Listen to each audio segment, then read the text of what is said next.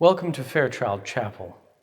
This space is named for Oberlin's third president and was the chapel of the Oberlin Theological Seminary until 1966.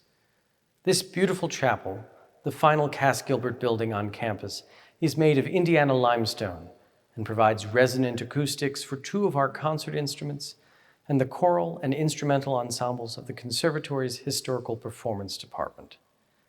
The gallery organ by John Brumbaugh and Associates, their Opus 25, was built in 1981.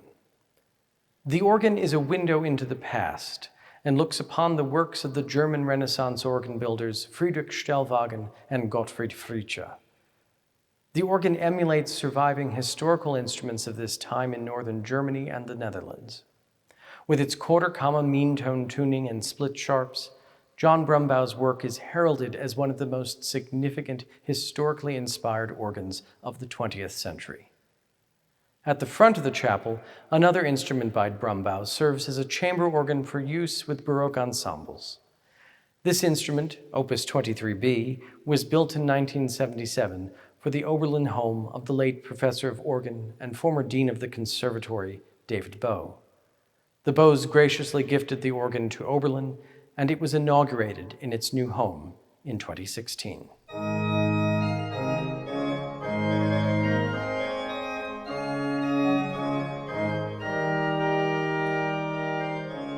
Welcome to the gallery of Fairchild Chapel and one of the most important instruments in our collection. This truly remarkable organ transports us back to the turn of the 17th century when the organ was blossoming into the instrument that we know today.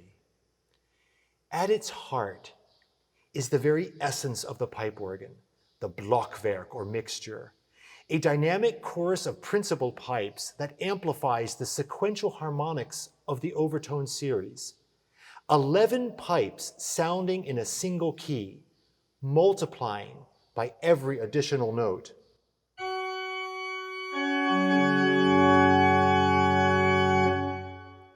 Writers from the late medieval age and early Renaissance describe these organs in vivid terms, producing thunderous effects that echoed through cavernous cathedrals.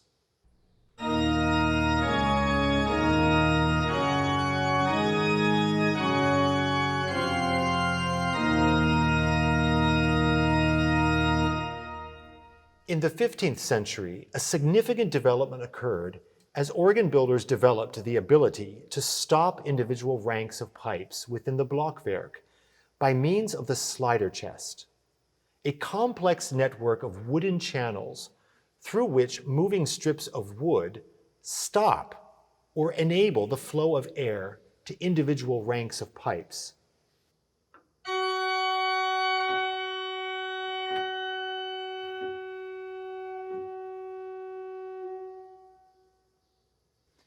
By means of this remarkable adaptation, organ builders added more unique voices to the organ that imitated common instruments from the time, thus enabling organists to play with more expressive capability and to create combinations of sound that would magnify the meaning of their musical compositions.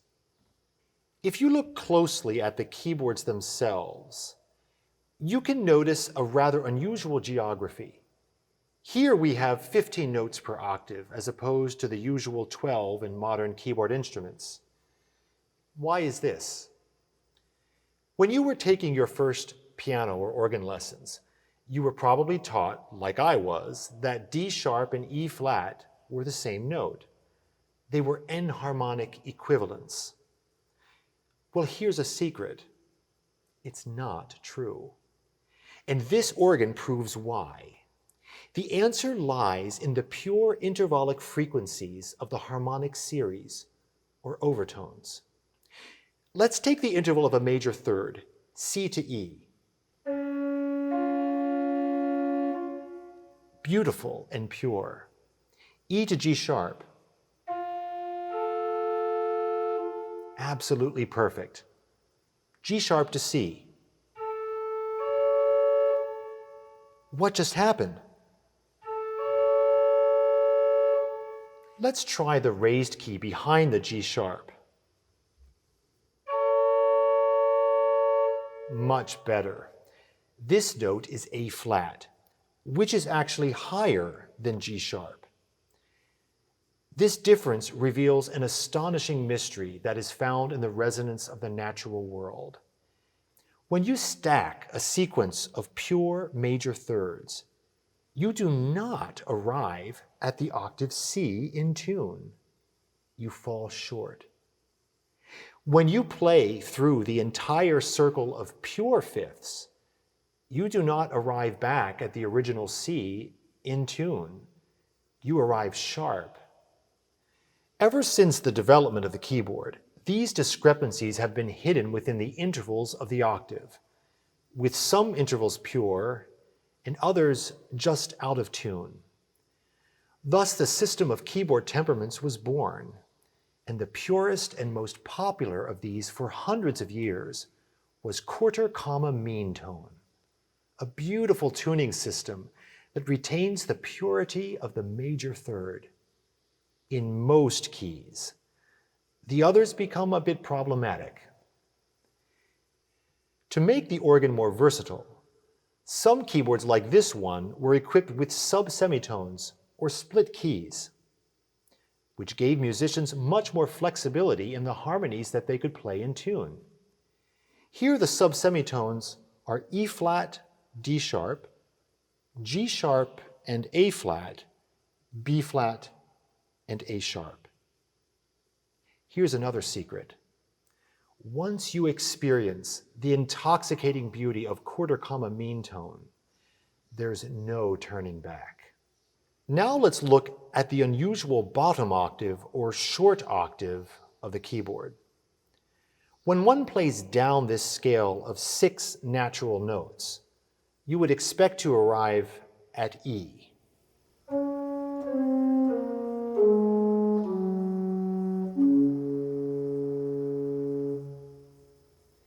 Here it skips from F to C. Why is this? In the medieval age and Renaissance, most organs began their compass with the key of F.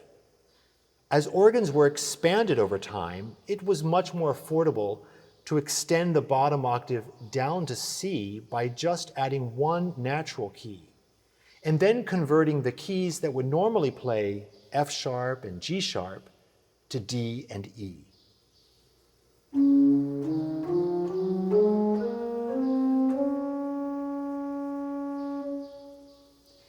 This also had the added benefit of enabling one to play large intervals within a relatively small space.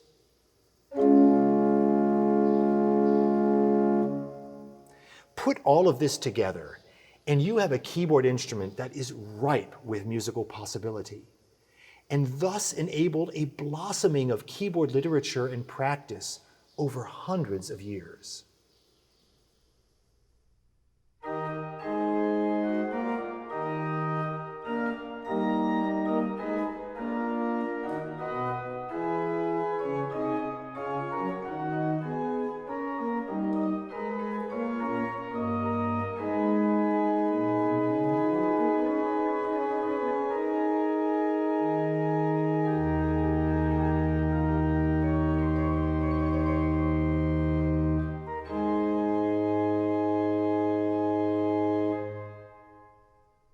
I often tell my students that playing the Fairchild organ is the closest thing to literally holding an organ pipe in your hands and blowing through it from your mouth. One of my favorite stops on this organ is the oak principle, a delicate and intimate voice that invites us into a deeply personal means of expression. And along with this sensitive key action, you can literally feel the flow of air at your fingertips.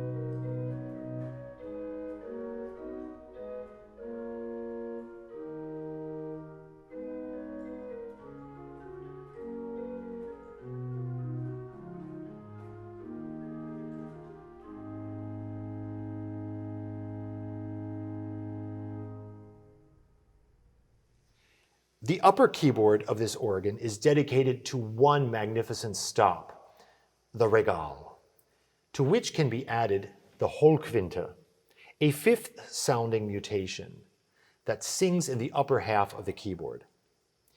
Together, they are the perfect contrast to the majestic 8-foot trumpet of the Werke.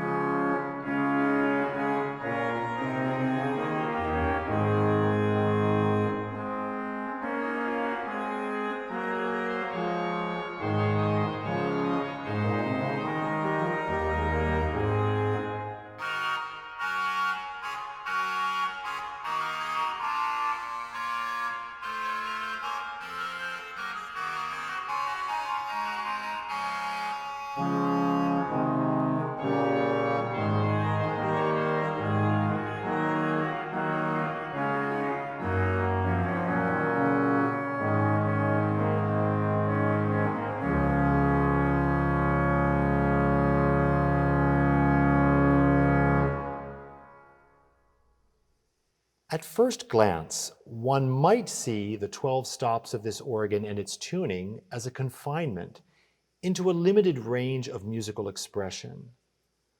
But in fact, the exact opposite is true. Every great work of art has a frame, a boundary. But if we look deeply inside, we can discover profound meaning and limitless possibilities.